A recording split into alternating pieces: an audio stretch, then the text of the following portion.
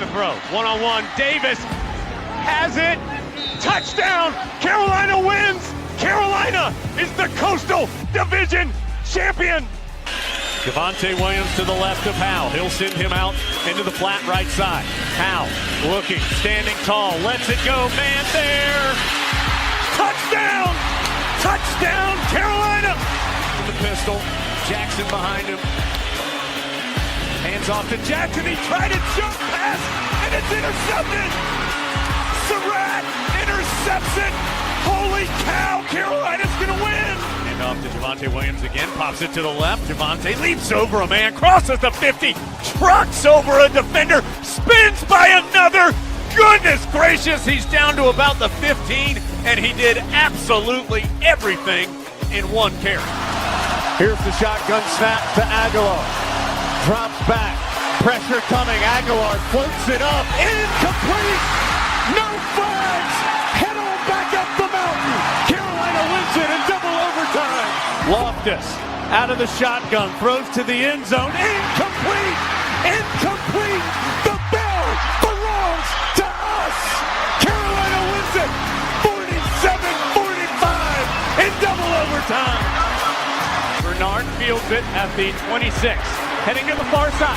Gio at the 35. Gio, he's at the 50. No, he's not. Yes, he is. Gio is going to take it for a touchdown.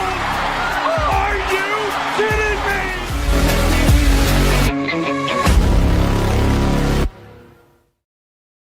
What's going on, guys? Welcome into another edition of the Heel Tough Blog Podcast. It's your host, Anthony Pagnotta, with you guys as always. And on tonight's edition of the podcast, it's time to talk a little bit about the Tar Heels quarterback in the 2026 class. They just landed him yesterday, and this is a big one for the Tar Heels as they lock up a guy that was going to go into his official visits, taking official visits to Auburn as well as NC State.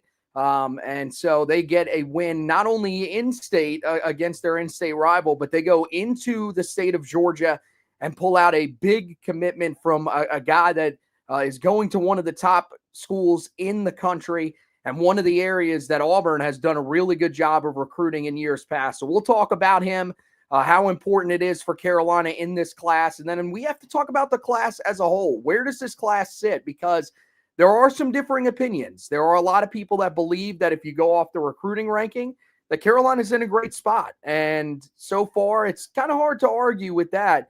But is there a concern about the type of players that Carolina is landing in terms of the star rating? We'll talk to you about that.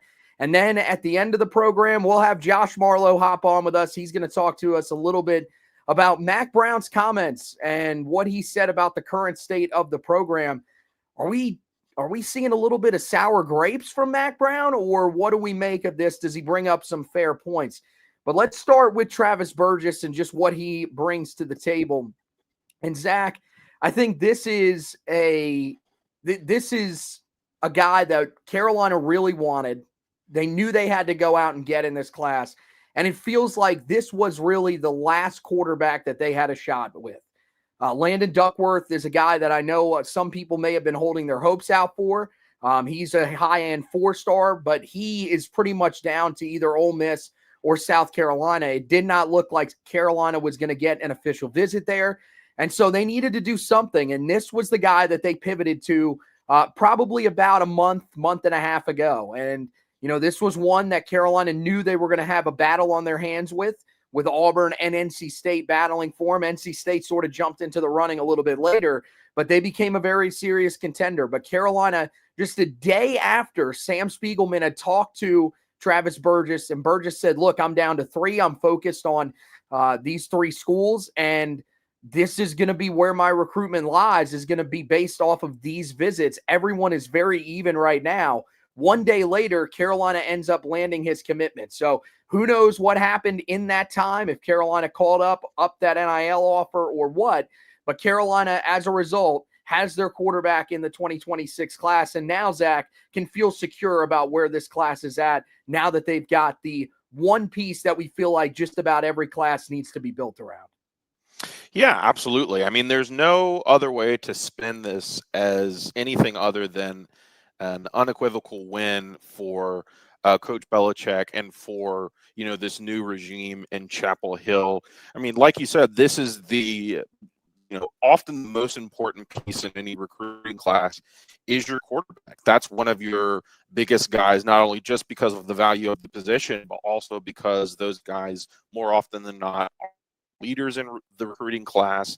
They are guys that are sort of the when it was just 10 position coaches, people would say they're the 11th recruiter. They're the guy that's sort of ringleader, gathering guys together, growing that camaraderie and helping bring guys into the fold.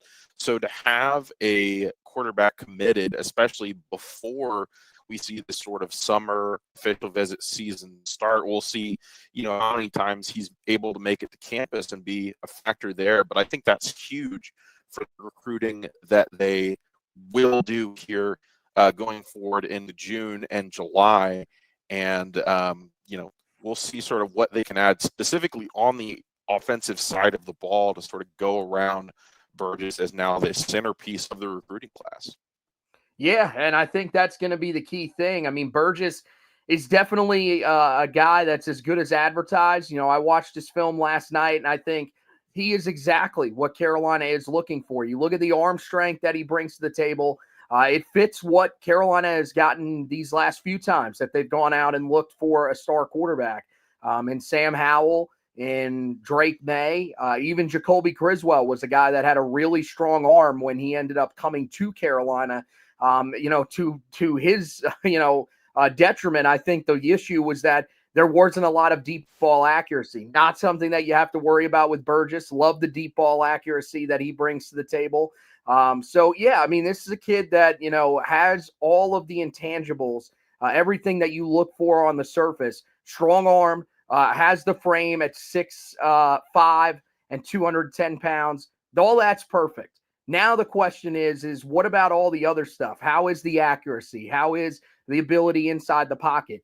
I think it's great. And I think the accuracy shows up at all three levels. He does a really good job of leading receivers. That's one of the things when you watch film that you really want to look for from quarterbacks, or guys that do a good job of leading their receivers with throws, even on the deep balls. A lot of deep passes that were right over the shoulder, into the hands of the wide receiver, and gives them a chance to keep running. That's what you're looking for. You're not looking for guys that are going to be throwing passes behind the line of scrimmage or behind their receivers, making their receivers have to adjust. That's not what you saw really at all from him. And then you talk about the ability in the pocket. I thought his ability to step up and keep plays alive was really encouraging. And that's something that you really look for in some of these young guys, is what do they do when they get under pressure? Are they looking to bail out of the pocket and, roll out almost immediately? You didn't see that. You see a guy that does a good job of stepping up into the pocket, finding different ways to escape the pressure and keep plays alive with his legs, and then eventually finding guys downfield. So I really liked everything that I saw from him from that aspect. And then, you look at him as a runner, 58 carries this year, 539 yards, and 4 touchdowns. The touchdowns may not wow you, but the thing that is great to see is that he averaged almost 10 yards per carry. That's something that you really like to see from your quarterback, especially when he doesn't run that much, is that he's effective when he's running the ball. So hats off to him. I think he's one of those guys that people are going to look at. And I encourage people to go back and watch his film, because if you haven't, you're going to look at this guy, you're going to see a 3-star prospect, and you're going to say to yourself, why is Carolina bringing in a 3-star prospect at quarterback? Shouldn't we be wanting more? But this is not your typical 3-star prospect. The reason that he's a 3-star prospect is that he was a 1-year starter. I mean, he threw for 2,255 yards this past season, which may not seem like a lot, but at the high school level is a pretty solid number. 23-4 touchdown interception ratio, though, is what really gets me and really makes me feel confident that this is someone that Carolina can trust in this recruiting class and that you can build around at the quarterback position. So I really liked everything that I saw from him. From your evaluations, what did you take away about Travis Burgess? Yeah, I mean, I'm probably going to echo a lot of what you said. The very first thing that sort of jumps off the page from a perspective as a passer, is his ability to place the football specifically where it's advantageous for his receiver, whether that be on vertical passes down the field or short to intermediate passes, sort of more horizontal slants, curls, things like that. The ball, when he passes it, is pretty consistently placed at a place that allows yard after catch or sort of limits turnovers, things along those lines. So I think he's fairly far along as compared to other prospects, sort of in the range that he's at, and at the high school level for that aspect. Like you mentioned, a very, very good runner, a plus runner. That's not really sort of what his first instinct is. He is a guy that's going to play, mostly from the pocket. But he's a guy that you can use as a runner. And we've seen that from quarterbacks in the past. We saw that with Sam Howell. We saw that with Drake May. We saw that with Jacoby Criswell. So at least with the previous staff, quarterback runs as a piece of the offense. And really, you can see it all over college football these days where, with the proliferation of RPOs, things like that, you're going to have that option for the quarterback to be a runner on a lot more plays than you would see, 10 to 20 years ago. So it's definitely something to keep in mind. And I think he's very good at that. I would see a lot of what you say is quickness. When he needs to bail from a pocket and run, it's instant out of the pocket and go. And then, once he's on the move, like you mentioned, he's got that height, 6'5", around 200, 210, long legs too. So he gets these big strides when he runs, very hard to catch alongside that quickness. Will make that a weapon depending on, what the offense for this current staff looks like and how they want to deploy the quarterback in that aspect. But yeah, like you mentioned, a very, very good high school prospect at the quarterback position, 1-year starter. So, you like sort of what you saw in the first year as a starter, but there's definitely room for him to continue to climb up those rankings. He's around sort of the 390 to 410 range, I believe, right now. So yes, a 3-star prospect, but basically right on the cusp between 3-star and 4-star, and within that top 500 range that we like to mention. So I'd say that's on par with what you're looking at. But then just with the overall optics of this recruitment, yes, this was a guy that NC State was trying to get on late, but this was a guy that was, one of Auburn's main options for the quarterback spot. And, that's at least a mid-tier SEC program, a program that is going to have some weight in recruiting. Obviously, they've not had, a full sort of success under Hugh Freeze as of yet, but they've pulled 4- and 5-star players. So Carolina going forward and winning this recruitment for a quarterback that an SEC team that's not Vanderbilt or Mississippi State really want and is one of their top 1 or 2 guys, that's a big win from an optics perspective. And I think that's something that we can sort of look at and say, hey, that's a legitimization of this staff, their recruiting ability. Likely it's a legitimization of their NIL efforts. And it really just gives North Carolina football, the program, a huge football specific win here in the offseason that they can carry into those next few months. Yeah, and I think that's ultimately what you were looking for with your quarterback. You're looking for a win over some significant challengers. And, this is the thing, is that you didn't have to go deep into the state of North Carolina and try to find somebody because you were missing out on some of the top signal callers. You went out and got a guy that I think is on the rise, and I think we'll start to probably see some offers come in from some bigger schools. You got to remember that he is a guy that plays at Grayson High School in Loganville, Georgia. Grayson's a team that plays a national schedule. There's a good chance that we will see him somewhere on television during one of the high school showcases this season. I don't know if Grayson's supposed to be that good this season where they'll get one of those games. But even if not, I mean, some of these high quality showcases that they do in the state of Georgia, like the Corky Kell Classic, that could be an area where he ends up. And after a performance like he is capable of having, if he comes out, performs well there, you will see some of these other top programs that will jump on him. That's when Carolina is going to have to really make sure that they have the NIL money that they need to be able to keep him. But yeah, Auburn is not, I get it that they have not been that great here recently, their quarterback play in specific. has not been great, but they're definitely looking for that guy, and they have been for years. They've always recruited very well. To me, it makes sense that they were a team that was in the running for him because they've also recruited that school very, very well. So for Carolina to go in there and win, it is no small feat. And then NC State jumping in. I mean, look, they went out, got Cedric Bailey. That was a 3-star prospect who's turned out to look like the future of their program as well. The other thing is that you got to remember, this is one where if this doesn't hit, is it really the end of the world? Because you've got Bryce Baker that's there. You've got Gio Lopez that you got in there for 3 years potentially. Now, people are saying that what the hope is that Gio Lopez comes in, sort of carries you for this year, and then Bryce Baker eventually takes over for him. But, I mean, you've still got quarterback depth. You got Arturi Newkirk in this last class who you brought in. Gary Merrill, I believe, is going to stay and try to play quarterback as well, the guy that is a lacrosse player as well as a football player. So you've got some depth in that room. I think this is one that you would hope to keep around. But if for some reason this does not end up, he does not end up staying a part of this class, it's not the most devastating thing in the world. Or if he just doesn't pan out, that's more of what I'm looking at it as. I want to get him here. I want to see ultimately what he can turn out to be.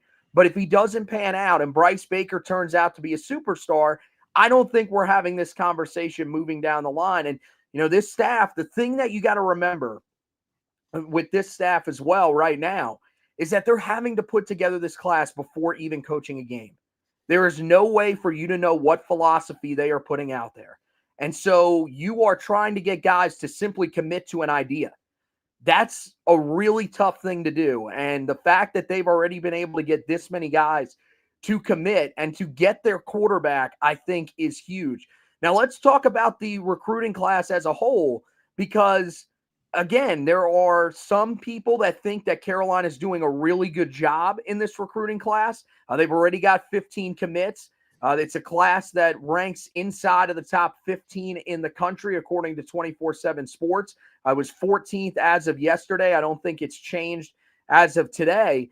And so, I mean, when it sits there at 14th, I mean, look, you've got some headliners at the top. If you just go off of 24/7 Sports composite rankings, you've only got one 4-star. So Amari Johnson, who was a 4-star at one point, they dropped him down. I believe that's because they moved him to the cornerback spot. So only one 4-star quarterback, only 2 guys inside of that top 500 that we talk about. Although Travis Burgess, like you said, we can basically lump him in.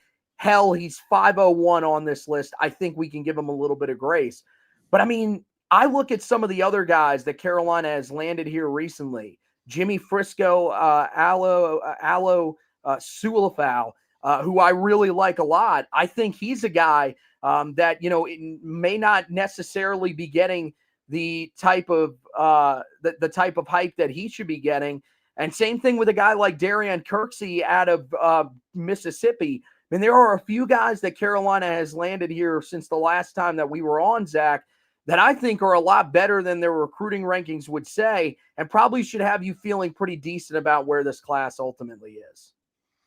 Yeah, absolutely. And these classes in large aspect are, I don't think at this point, based on what we've seen here, as opposed to the previous years, I don't think it's, you know, radically better or worse as of yet, but that's sort of right on track with what you're looking at. I mean, this is a brand new coaching staff, like we've mentioned.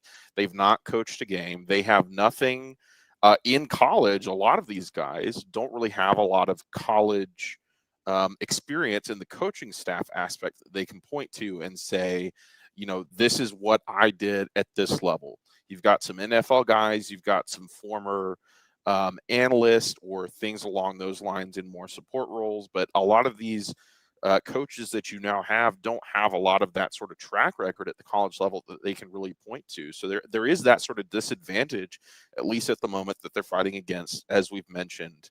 But yeah, I mean, it's a lot of guys that are still within that top 1,000. We are still looking to get a few more that are over that top 500 mark, but there are options for that in the future. And I think the ultimate hope, regardless of what this recruiting class and any future classes look like for this program moving forward is that you are going to see an increase in internal development of, getting guys more schematically sound, more fundamentally sound, and then more strategic implementation of those guys on Saturdays in the fall. So I think that's what you're banking on with this staff. There's obviously been a little bit of a boost there just from the Belichick effect of this is, arguably the greatest coach in football history. Very, specifically at the NFL level, that's correct, you could say. And so that carries a lot of weight still on the recruiting trail. This is a guy that people still know, even if he has, been out of the league for a few years and has been, even more years from that removed from Super Bowl contention. This is still a name that people know. This is still a name that sort of carries weight with recruits and their parents. So I think that there's, we're not going to see necessarily classes that are top 5. That's never really been where North Carolina has slotted in terms of what they've done historically. But if we see classes that are, within the top 30, that's great. If it's top 20, top 15, that's spectacular. And I think that's what we're looking for here, alongside what we assume would be an increase in the quality of development strategy moving forward into the season. Yeah, I mean, look, I do think that some of the pushback is justified. I think for the people that are maybe pounding their chest that believe that this is definitely this is showing signs that things are succeeding and that Bill Belichick is going to be able to have success at this level, no questions asked. I do think that there is some reasons for pushback. I do think, especially with some of the concerns about the transfer portal and where the roster is at. I get it. I mean, I've went through and I've looked at a lot of the position groups that Carolina has on this year's roster, and it does look like a group that has less talent ultimately. By how much? I think it's a pretty slim margin.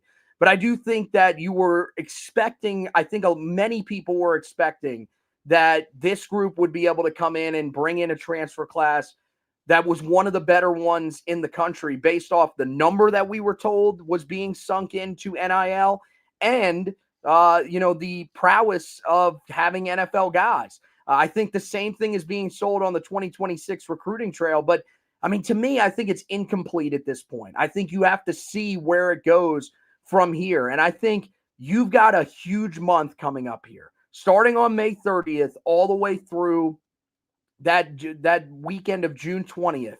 That's where Carolina has to make their hay. They've already had some big names on campus back in April. Those guys are going to go through their official visits to some of their other schools. There are some big names out there like TJ White, Darian Albert, guys that would be 4-star prospects that would really add to this class for Carolina. But there are a ton of guys that haven't visited yet that are 4-star prospects as well. So that's why, to me, it's an incomplete grade on where exactly they're at. I think they've got a good starting point. I think the guys that are committed, the reason that they're committed to this class right now is because they want to jump on before some of these bigger names can take their positions. And does that mean that Carolina doesn't bring in some of these bigger names? Certainly it does not. This is not like in the past where with 85 scholarships, guys would take spots and they would say, hey, we're going to stick with the guy that's more loyal. Got to remember that now Carolina's, as well as every other FBS team, has 105 scholarships at their disposal. So those 20 extra scholarships are really going to pay off. And that's going to allow Carolina to be a lot more flexible when it comes to bringing in a certain amount of guys in a recruiting class. I mean, you look at how many they brought in this past year, 29. They needed all those guys there. And we've seen it that, it just doesn't take 1 year to sort of overhaul a roster. If you go back to Deion Sanders at Colorado, it took them a little bit of time to overhaul that roster completely. It took them a couple of years. And so I really think that what you're hoping is that this year you've sort of laid a base. You've got some guys in here that can help you to get through this season, maybe get you to 8 in a miracle type of season, maybe get you to 9 wins. That would be probably based off the schedule that you play. And then you're hoping that you get in the type of talent at the top of this recruiting class that can help you for next year and begin building this program moving forward. mean, yeah, I like a lot of these pieces in this class. I've broken down a lot of these guys, and I think that most of these guys are underrated. They're guys that, when you watch them on film, they, are guys that are just, on the precipice of breaking out. They play at some of these bigger schools. One guy that sticks out to me when you talk about that is a guy like Zion Smith, the interior offensive lineman who's ranked in the 700s, but is a guy that plays for DeMatha Catholic. You go to the tight end that Carolina just picked up, Cooper McCutcheon, plays for one of the best schools in the Northeast, Midwest, whatever you would call Cincinnati, Ohio, at Archbishop Malort. These are schools that are nationally known. They play a national schedule. We're used to them, being on national television and competing against some of the best in the country. And so they're going up against the top level of competition. And you brought up a great point as well. The thing that you're banking on with this staff right now is that they are going to develop a lot of these guys. And I think that's certainly a smart expectation to have with this group. I think now the question is can you get some of that talent at the top that can go along with Trayshawn Ruffin, who I think is doing a great job of trying to help recruit a lot of those big names as well. But I mean, yeah, this staff still has some work cut out for them, but I think overall we can be happy with where this recruiting class stands. So, I mean, I think from here, you just kind of wonder, Zack, where do they have, what are some of the areas that they need to be focused on moving forward?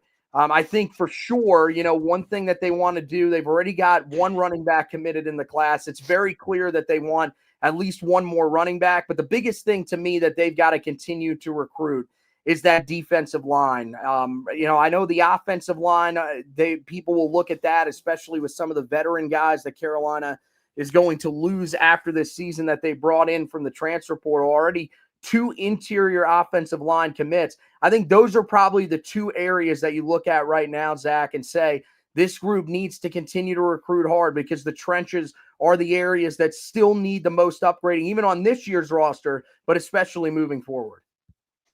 Yeah, absolutely. I think the number one position, like you mentioned, is likely defensive line. I mean, that's probably the position that we've seen the most emphasis from this program thus far over the last, 4 to 5 months in terms of what they've added in not only the high school ranks, but also in the transfer portal. That and offensive line. I think that's still going to be true for the 2026 class of they want to add guys on the whole defensive line. They've already gotten some interior offensive linemen. So then can they get some tackles alongside that? That's really the question at this point. And, that's one of the hardest positions, I think, for anyone to try to figure out is can you get a guy that can, play legitimately on the outside? There's not a lot of guys with that sort of size, strength, speed combination. So, there's going to be some scarcity there. Like you mentioned as well, running back, I think they want to add one more there to go alongside Crew Davis to try to sort of create a tandem.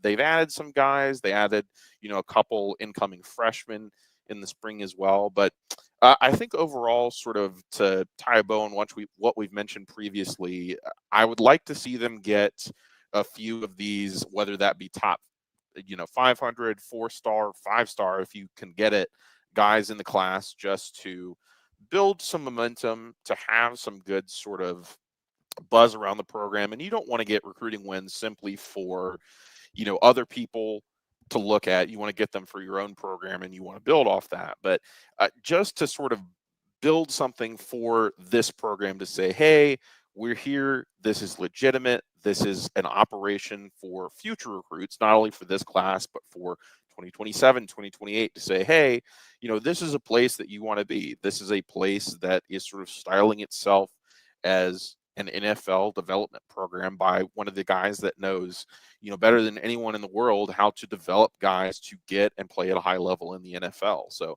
I think just getting those 1 or 2 or however many of those sort of top 500 4-star guys, if you can get them here in the month of June or, leading into the early weeks of July, I think that would be huge for this class and then future classes moving forward into this fall.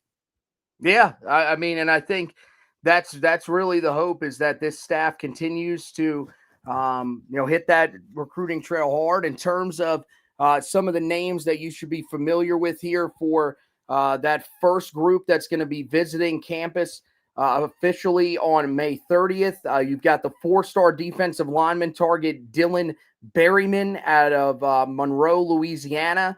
You've got Jamarian Gordon out of Jackson High School in Jackson, Alabama. That's an area that Carolina has been hitting hard. Mason Wilhelm, that's a guy that I think is probably the closest to being committed to Carolina. Seen multiple times when Carolina recruits, targets post that they are visiting Carolina, that they have committed to Carolina, whatever. He's one of the first guys that jumps in there and usually puts in the ram emoji. So you wonder how close he's getting towards committing. And then I do think that, Kamori Miles being on campus is certainly going to be very helpful for Carolina. And so that is your look at where recruiting is at right now. Zach, I want to thank you for stopping by with us, man. We really appreciate you hopping on here, breaking down Travis Burgess with us. But we're going to let you go. We're going to bring Josh in here, and we're going to talk a little bit about Mack Brown. So have a good evening, and we appreciate you as always. You too. Go Tar Heels. Yes, sir. All right, so now we got Josh Marlowe here with us. Quick switch here. And, buddy, we got to talk about Mack Brown because he is in the news. Now, really quickly, we do have a question here from Joey in Huntersville that I do want to answer first before we get to it. He says, Flounder, Joey from Huntersville here, who is the best player that we've gotten in the transfer portal so far? I think it's Thaddeus Dixon. I think that's the guy that Carolina fans should be most excited about. I mean, coming out of Washington, an all-conference caliber type of corner. I definitely think that he is the type of guy that Carolina is hoping can be a game changer at that position. And from everything that we've heard, that's the one guy that we've actually heard something about from spring practice. Nobody else really, but that's the one guy where people have said, no, this guy has legitimately looked the part in the spring. He has been shutting down a lot of the wide receivers that Carolina's had, and he is going to be a playmaker. So, I mean, what would you say to that? And then this is one of the other questions that I've seen. Who do you think is considered the most impactful? Is it Gio Lopez automatically because he is the starting quarterback? Yeah, I'd probably answer the same answer as you. I'd probably go with Thaddeus Dixon. And that shouldn't be a surprise. That was the guy that, once Stephen Belichick got hired, we anticipated him transferring over to Carolina and being a guy that could really elevate the back end of this defense and really bring that defensive back room up to a level that we just haven't seen with Carolina football in quite some time. Of course, we got to see how it all plays out, but that's where I'd go. And then I think on the surface, the answer is Gio Lopez, because maybe I'm wrong. That's the guy you invested the most money in. I mean, I think the reported financial commitment was $2.1 million. I'm still one that, as much as I've liked what I've seen, I've spent some time digging up some film on him. I still thought this was Bryce Baker's team once he committed back to Carolina back in December, but we got told back early this offseason this was always the plan for Carolina, to bring in another quarterback. And, that's the guy they've invested the most money in. So I think he's going to be the most impactful. I think the defensive end from UConn, Yates, really takes a bigger role with Bo Atkinson leaving the program. Like, I think initially when you brought him in, it was going to be a great addition to Bo Atkinson and that revamped defensive line. But as we've known now, Bo leaves the program. Maybe he's a guy that could really take a big step forward now, because he'll be the main pass rusher for Carolina. But there's no doubt about it. This is a quarterback-driven game. That's where Carolina spent the most money, and so it's natural for you to look at Gio Lopez as the most impactful transfer. Bill Belichick, Michael Lombardi added to the roster this spring. Yeah, I definitely think that, you can bring in a guy like Kamori House as well, a starting linebacker that I think is going to be very impactful this season for Carolina. And the same thing can be said for a couple of the other guys that Carolina landed. Andrew Simpson, don't get it wrong. He's just as big, I think, as a guy like Thaddeus Dixon. I think you look at the impact that a guy like Gio Lopez is going to have. If he hits, then Carolina's offense is going to be successful. If he doesn't, then Carolina's offense could potentially struggle. But I got to tell you, I would still go with Thaddeus Dixon there because I think Thaddeus Dixon is a no doubt going to hit player. He's going to be one of the best corners in the ACC this season. And for Carolina to have that, a guy that can shut down one of the best receivers that they face every single week that they are out there, I think that's going to be huge. I think that's the one that you're hoping is really the guy that we expect him to be and one of the leaders of this defense. Because, yeah, if he hits, I think this defense has a chance to be one of the better ones in the ACC because I think the rest of that secondary is promising. The other guys that Carolina picked up are also very important as well. But I do think part of it is that you do kind of wonder with Gio Lopez, does he make that transition to the Power 5 level as seamlessly as he did, when he took over as the starting quarterback last year at South Alabama? Does that translate? So great question there from Joey in Huntersville. We greatly appreciate that. But let's get into Mack Brown. Let's talk about the former head coach of the Tar Heels joining Danny Cannell and Dusty Dvorak on a recent edition. I don't know what the name of their show is that they do for college sports radio on Sirius XM, but he joined them recently and was talking with them about a couple of different things. He talked about the state of college football, which we're not going to bring up here on this edition of the show. We're going to focus on his comments about Carolina, about what happened at the end of his time at Carolina, and then eventually his thoughts on what the current state of the Tar Heels is. Here's what he had to say to Dusty Dvorak and Danny Cannell earlier this week. It was time for me. North Carolina didn't have NIL money, and I said we were kind of a slow bleed. We weren't able to recruit the top kids like we were when we first got there. So it was time for them, and it was time for me. So it was kind of like a divorce. Everybody was ready. It's just who and how you split at the end. So it was best for me to get out. We always built programs on fit, and in our last couple of years there, we were having to get parents with money. We were trying to get kids over a 3.0 because that's who we could get. We signed 26 players at North Carolina, our next to last year, high school players, and didn't pay them a penny. So those kids, I felt guilty. We even had Omarion Hampton. He got offered $1 million plus to leave, and he stayed for $300,000. I told him he should leave because it was just crazy. As you were looking at those things, as far as North Carolina and Bill Belichick, now he's arguably the best coach ever. They've committed money to it. They've helped them with academics.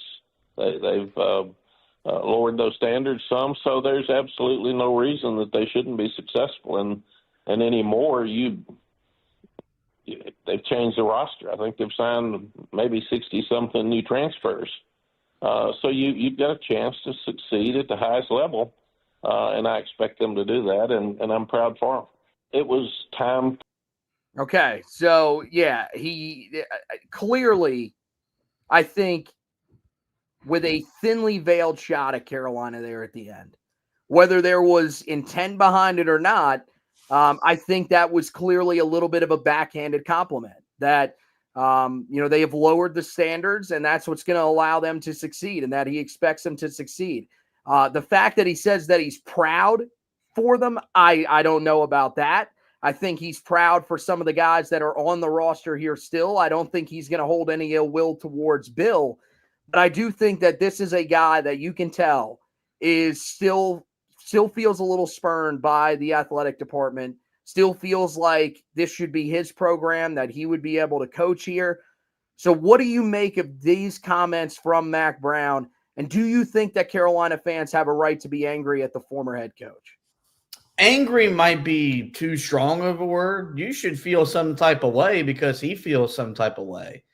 And the reality of the situation is he has not moved on with the fact that Carolina moved on from him. And this was, I think, always my fear whenever he came back as someone that did not get to experience Mack Brown 1.0 was how do we feel about Mack Brown 2.0? Because as a Carolina fan, in the young 2000s, when I fell in love with this program and was in, learning about the history, you figure out how big of a deal Mack Brown was in the 90s.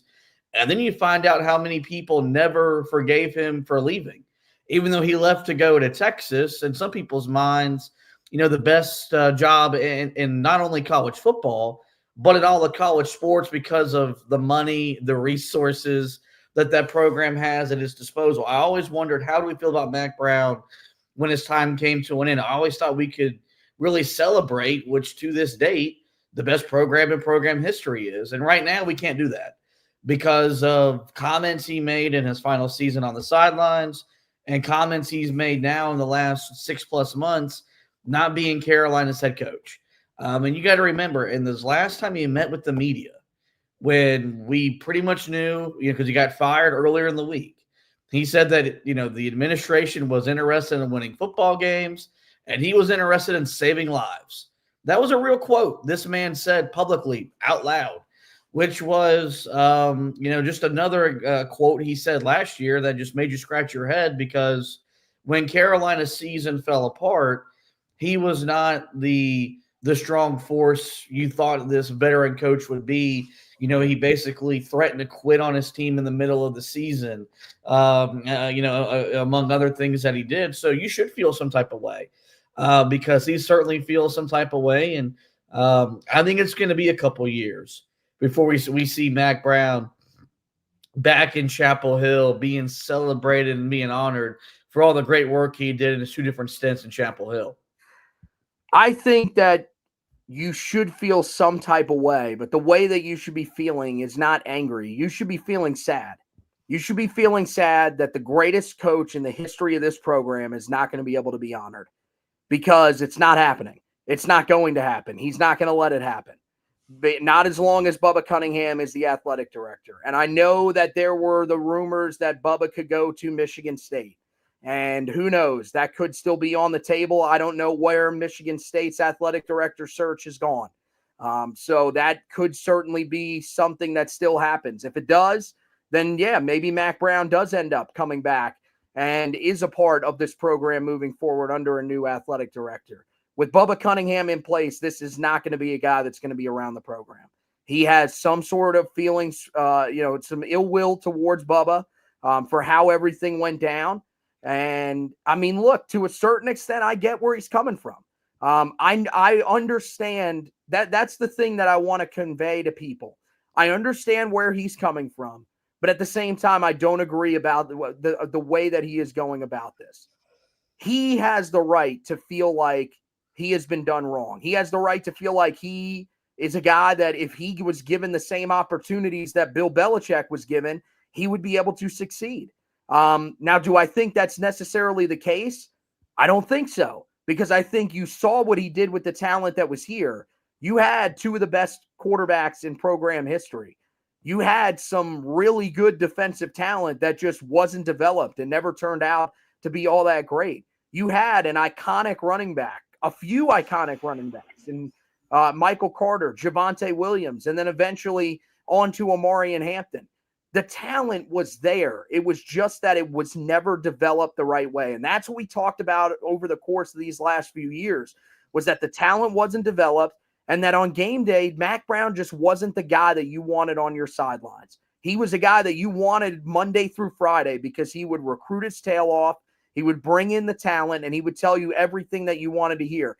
As guys who do this podcast, as guys who write a blog, and cover this team week in and week out throughout the offseason, we loved Mack Brown because Mack Brown would give us access to the program all the time. We hate Bill Belichick.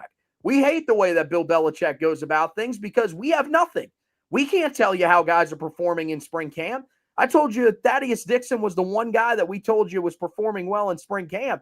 Those were rumors that were leaked out through Inside Carolina and then eventually surfaced to the mainstream. Other than that, that's it. We don't have anything else. So Mack Brown did all of that stuff right. But when it came to winning on Saturdays at the end, it just wasn't happening. Now, this is the thing that I want to get across to people, because I think right now there's a lot of hate coming his way. I still don't think that this should cloud him as a coach. This should cloud his legacy. I really don't. I don't think that you should look at this guy and now say, well, because he's a guy that's giving the comments that he's giving, he's no longer the greatest coach in program history. I feel like there are people that are wanting to believe that.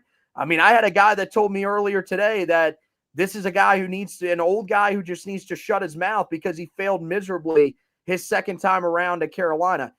I don't think he failed miserably. I think that's a little bit harsh. I think that it was definitely, in terms of where the expectations got, his seasons were failures at the end. But I do think that for the most part, this was still a success, him coming back and making this an attractive job. Hell, you attracted the greatest coach in the history of the sport to come and coach your program. Yeah, I think the biggest thing that stood out to me about this is the things that he complained about in that 1.5-minute piece of audio. Ultimately, he only has himself to blame, because I said this morning on the airwaves at WFNZ. He was not given the same resources that they gave Bill Belichick because of the way a 9-1 season started and finished, and a way a 6-0 season started and finished. Like, if those seasons finished differently, and Carolina, whether they make the playoff or not, who knows? But let's just say both those seasons end in New Year's Six bowl games, and you're not getting run off the field in an ACC championship game to a Clemson team who played a backup quarterback after the first drive of the game, then I do think that the money would have been given to him. Ultimately, Mack Brown lost the money side of people that have influence with Carolina football. That's ultimately what happened. Yes, you had those people. There were still some guys, some boosters that still wanted and supported Mack. We know there were guys on the board of trustees that wanted and supported Mack and did not want to fire him. But the people of conflict, the people of influence that have money and can make someone like Mack Brown go away and lure a guy like Bill Belichick, that's ultimately what happened, because he lost those guys with the way that those seasons finished. And so I think that's the more disappointing thing, is that if those seasons finish differently, one, Mack Brown is still probably coaching Carolina going into this season, and B, there would have been a greater sense of financial commitment to ensure that Carolina could continue to compete. That the administration no longer believed that we could win and compete with Mack Brown. And we're going to find out if they were right. Like, we'll find out with Bill Belichick starting this season if that was a move and a risk we're taking, because a lot of your highs as a program in the modern era of the sport are tied to Mack Brown on the sidelines. There are some other moments where other coaches were able to get Carolina to a really good spot. But, his first stint, he had them on the brink of a national championship. His second stint, he took them to a New Year's Six bowl game. And in, an expanded playoff world, that 9-1 season, Carolina would have been a team we were talking about as a, at-large contender to make the playoffs. So I don't view him any less. I don't think this is a stain on his legacy. This isn't Matt Doherty, man. Like, I brought this up this morning as well. Like, when Matt Doherty got fired, it got ugly. And to the point where he did not even feel welcome back in Chapel Hill and was missing reunions. Mack Brown may not be back, but I think it's because he's not going to want to be back because that wound is still too fresh. Because I think there isn't a man that loves UNC football more than Mack Brown and believes in his potential more than Mack Brown. And so I do think he's hurt. But I do think, by the time we get to September, he'll find himself watching Carolina and he'll want them to win and want them to succeed. So I just hate it, because as much as we complained about Mack Brown, he's still my favorite coach. Bill Belichick might change that because it's Bill bleeping Belichick, for crying out loud. But no one made me believe more that this program could win and achieve more than Mack Brown did. And so I hate that he is kind of getting the feedback that he's getting, because I think he wants to get back into the media. And if he's going to do the media thing, he's going to have to give his opinion. And I think if there's one thing you can appreciate about Mack is that he's always honest. And I thought he was very open and very candid in that interview he did with the Sirius Sports College Radio. Yeah, no, that's one thing that he's always going to be honest with you about how he feels. Outside of the 1 year where he said that he knew in training camp that the team wasn't necessarily good enough, but didn't want to say anything. Heads up would have been nice. But look, I think with him, it's so tough, man, because I get what you're saying, that he, the way that he finished seasons could have potentially been part of the reason why that money was sort of chased off. But at the same time, you could look at it and say, so you're putting your money into a guy that we don't really know what his appetite for coaching at this level is. We don't know what he's going to be like as a college football coach, where you knew me. You knew I was a known quantity. I was brought back here to help this program out, and you didn't want to put the money into me. I can understand where he's coming from. I know that a lot of people look at me sideways and say, how are you not supporting Bill Belichick wholeheartedly? How are you not coming out against Mack Brown? Because I don't think Mack Brown has ill will towards Carolina. I think, like you think, I think it's just he feels spited, man. He feels like if he had more money at his disposal, he would have been able to go into the transfer portal and help some of these areas that Carolina was weakest at, especially with this past year's roster. I think this past year's roster, you do wonder how much different does that group look if they would have been able to sink some of the type of money that Bill Belichick has now. I do think they would have been better. I think they probably would have gone out and gotten a transfer quarterback, even though I know, Jacoby Criswell was the guy that they ultimately settled on. They did go out and get Max Johnson, but if they had more money at their disposal, if he's telling the truth, which, we don't know for sure that he is, but again, we're going to take Mack Brown at his word. If he's telling the truth and this was basically a bunch of guys that were not getting paid, Omari and Hampton getting underpaid, then yeah, it's going to hold you back from being able to get one of the top quarterbacks. We asked the question when they went out and got Max Johnson as early as they did, why the hell did they go out and get Max Johnson right now? There are other big names that are in the portal. If he didn't have the money, well, then there's nothing that Carolina could do. They jumped on a guy that they knew they'd be able to pay that was maybe willing to take less money, and they were just going to have to settle with that and hope that something worked out. So, it's a confusing situation because to me, I still love Mack Brown. I still love what he did for this program, and he is still the greatest coach in the history of this program. And I want to be able to honor him someday, because his name should be up on that ring of honor. He is the greatest coach that has ever coached here. No offense to Dick Crum, no offense to Bill Dooley. Both of those guys did tremendous things here. But Mack Brown took you to the point of, as you said, in his first stint around here, he took you to the point of thinking you could be a national championship contender. And then when the program is on the brink of falling into irrelevancy because of the way that Larry Fedora had done things, he comes out of retirement and helps you out and turns this program back into one that is not only palatable for other coaches around the country. This turns into a job that ends up landing the best coach in the history of the sport. And so what does Bill Belichick do moving forward? I think that's going to be important to monitor, because I do wonder, if there is some success from Bill Belichick, does that make Mack Brown feel, vindicated that he would have been a guy that would have been able to succeed with that type of money? I don't know. And so it's going to be interesting to follow the relationship between Mack Brown and this football program moving forward. And we'll do that for you guys on the Heel Tough Blog website, heeltoughblog.com. Any other stuff that comes up around the Tar Heel program, we're hoping that no more news is going to come out about Bill and Jordan Hudson. I know that there is the rumors that they are engaged to be married. She has apparently told one person that. Who knows if that's actually true?